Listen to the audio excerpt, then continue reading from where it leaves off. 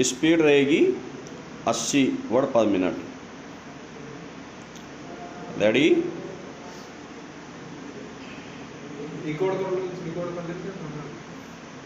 Start. Nitish Kumar ने एक बार फिर पाला बदल लिया। स्टॉप। इसकी तरह तरह से व्याख्या की जा रही है। स्टॉप। ऐसे माहौल में यदि कोई सर्वेक्षण करा लिया जाए तो संभव है कि अधिकांश लोग नीतीश कुमार के भाजपा से अलग होने से सहमत न हो। स्टॉप। जो भी हो, यह शायद ही कोई माने कि नीतीश के 2024 लोकसभा चुनाव में राष्ट्रीय स्तर पर मोदी विरोधी सर्वसम्मत चेहरा बनने के साथ ही भाजपा का ग्राफ गिरने की शुरुआत हो गई है। स्टॉप। निसंदेह इससे भाजपा की चुनौतियां बढ़ गई हैं, क्योंकि लंबे समय से गठबंधन के कारण बिहार में भाजपा का कोई कद्दावर नेता नहीं उभर सका है। स्टॉप। भाजपा ने बिहार में कई अन्य राज्यों की तरह स्वयं को अकेले बड़ी शक्ति बनाने का वैसा उपक्रम नहीं किया जैसा उसे करना चाहिए था। स्टॉप। नीतीश के पाला बदलने के खतरे को भांपते हुए भी भाजपा ने आवश्यक कदम नहीं उठाए। स्टॉप। पैरा। नीतीश कुमार ने 2015 में भी राजद के साथ मिलकर चुनाव लड़ा और सरकार बनाई। स्टॉप। 2 वर्ष से कम में ही उन्होंने गठबंधन तोड़ दिया।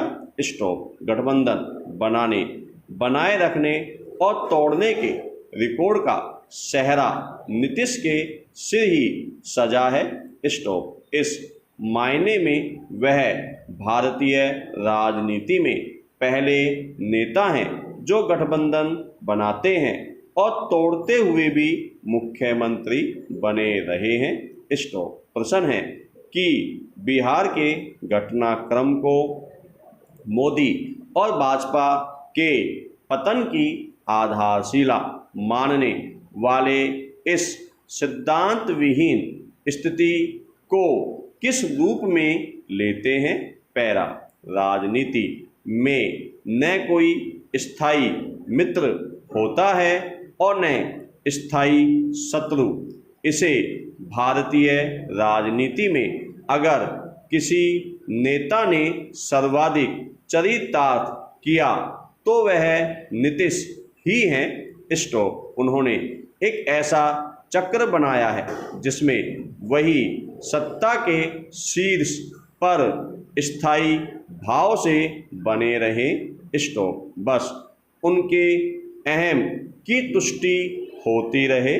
स्टॉप। क्या ऐसे व्यक्ति को बिहार और भारत की जनता भविष्य में भी अपने नेता के रूप में स्वीकार कर सकती है? निष्पक्षता से विचार करें तो ऐसा कोई कारण नहीं दिखेगा जिससे गठबंधन तोड़ने का फैसला तार्किक लगे। स्टॉप। जो तर्क जदयू के नेता दे रहे हैं उनमें कोई गहराई नहीं दिखती। स्टॉप। जदयू के राष्ट्रीय अध्यक्ष ललन सिंह ने कहा कि आरसीपी सिंह के जरिए पार्टी को तोड़ने के लिए चिराग पासवान मॉडल काम कर रहा था। स्टॉप। ललन सिंह यहाँ तक कह गए कि आरसीपी कैसे केंद्रीय मंत्री बने, यह बात तो वही बताएंगे स्टॉप। क्या बगैर नीतीश कुमार की सहमति के प्रधानमंत्री ने आरसीपी को मंत्रिमंडल में स्थान दे दिया? जाहिर है कि यह सब बहानेबाजी के अलावा कुछ नहीं। Stop para. भाजपा में फिर अलगाव का नीतीश कुमार का फैसला उनकी राजनीतिक समझ पर तो प्रश्न चिन्ह खड़ा करता ही है। उनके निजी व्यक्तित्व का विश्लेषण करने की आवश्यकता भी रेखांकित करता है। स्टॉप। जदयू खेमा आज चिराग पासवान मॉडल का आरोप उछाल रहा है, लेकिन इसे अनदेखा कर रहा है कि भाजपा ने नीतीश की भावना को महत्व देते हुए ही चिराग की जगह पशुपति कुमार पारस के गुट को राजग का भाग बनाया। स्टॉप। भाजपा से नाता तोड़ने की एक वजह नीतीश ने यह भी बताई कि भगवा पार्टी द्वारा समाज में विवाद पैदा करने की जो कोशिश हो रही थी वह उन्हें अच्छी नहीं लग रही थी। Stop para. अतीत की बात करें तो 2010 से ही नीतीश कुमार ने मोदी के विरुद्ध कड़े बयान देने शुरू कर दिए थे। स्टॉप। पटना में उन्होंने भाजपा कार्यकारिणी की बैठक के लिए आयोजित भोज भी रद्द कर दिया था और मोदी को पीएम पद का प्रत्याशी बनाने के बाद राजग ही छोड़ दिया था। स्टॉप। इस तरह उन्होंने स्वयं को सेक्युलर खेमे के सबसे बड़े झंडाबरदार के रूप में पेश किया। स्टॉप। इसी पर मोहित हुए स्वयंभू सेक्युलर इकोसिस्टम ने उन्हें प्रधानमंत्री मटेरियल कहना शुरू किया। स्टॉप। उन्हें लगा कि मोदी के विरुद्ध आक्रामक रुख अख्तियार किया तो वह विपक्ष के सबसे बड़े चेहरे बन जाएंगे। स्टॉप। हालांकि यह वास्तविकता से कोसों दूर है, फिर भी इसमें कोई संदेह नहीं कि नीतीश के अंतर्मन में मोदी के समानांतर कथित सेक्युलर खेमे का राष्ट्रीय चेहरा बनने की छटपटाहट बनी हुई है। स्टॉप। उपेंद्र कुशवाहा ने कहा भी है कि देश आपका इंतजार कर रहा है।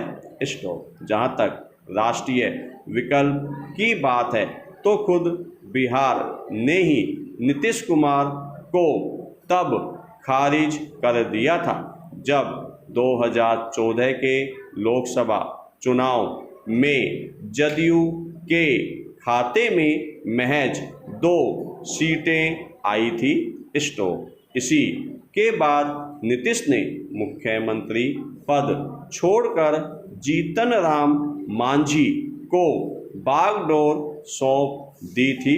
स्टॉप। इसके बावजूद उन्होंने कोई सबक नहीं सीखा और फिर वही गलती दोहराई है। स्टॉप। यह ध्यान रहे कि जो व्यक्ति स्वयं को अपनी वास्तविक क्षमताओं से कई गुना बड़ा मानने लगता है और यह मान बैठता है कि उसके विचार एवं व्यवहार अन्य से श्रेष्ठ हैं, वह सदैव अहम और असुरक्षा बोध से ग्रस्त रहता है। Stop para. जरा बिहार की दृष्टि से सोचिए। स्टॉप। आज तेजस्वी यादव के नेतृत्व में राजद एक बड़ी शक्ति है। किंतु लोगों ने 15 वर्ष के कुशासन से मुक्ति के लिए मतों के माध्यम से क्रांति की थी। स्टॉप। नीतीश कुमार के नेतृत्व में राजद लगातार 5 चुनाव में पराजित हुआ। स्टॉप। 2020 में जदयू की कम सीटें आई तो नीतीश कुमार को विचार करना चाहिए था कि जनता उन्हें क्यों पहले की तरह पसंद नहीं कर रही। बोचहा विधानसभा उपचुनाव में बड़े तबके ने मुख्यतः नीतीश कुमार की शैली और उनका अनुसरण करने वाले भाजपा नेताओं के विरुद्ध विद्रोह करके राजग उम्मीदवार को पराजित किया। स्टॉप। इसका संकेत उन्हें समझना चाहिए था। स्टॉप। नीतीश और जदयू के नेता इस कटु यथार्थ को मानने को तैयार नहीं कि लोगों का उनसे मोहभंग होना काफ़ी पहले से आरंभ हो चुका है। स्टॉप। आज तेजस्वी के नेतृत्व में राजद का जनाधार नीतीश से कहीं ज़्यादा है। स्टॉप। पैरा। नीतीश ने तेजस्वी यादव के साथ पत्रकारों से बातचीत में कहा कि समाज में विवाद पैदा करने की जो कोशिश हो रही थी वह मुझे अच्छा नहीं लग रहा था। स्टॉप। याद रहे कि जिहादी तत्वों के विस्तार की आवाज़ उठाना समाज को बांटना नहीं होता। स्टॉप। हमें नहीं भूलना चाहिए कि बिहार में PFI के बड़े मॉड्यूल का पर्दाफाश हुआ। स्टॉप। इसके बावजूद वह यह मानने को तैयार नहीं कि बिहार जिहादी आतंकियों के रडार पर है। स्टॉप। क्या बिहार की जनता इस खतरे को नहीं समझती? उसे पता है कि ऐसे खतरे से मुक्ति दिलाने का सोच जदयू या राजद में नहीं है। स्टॉप। देश का माहौल ऐसा है जिसमें वह बड़ा मुद्दा बनता जा रहा है।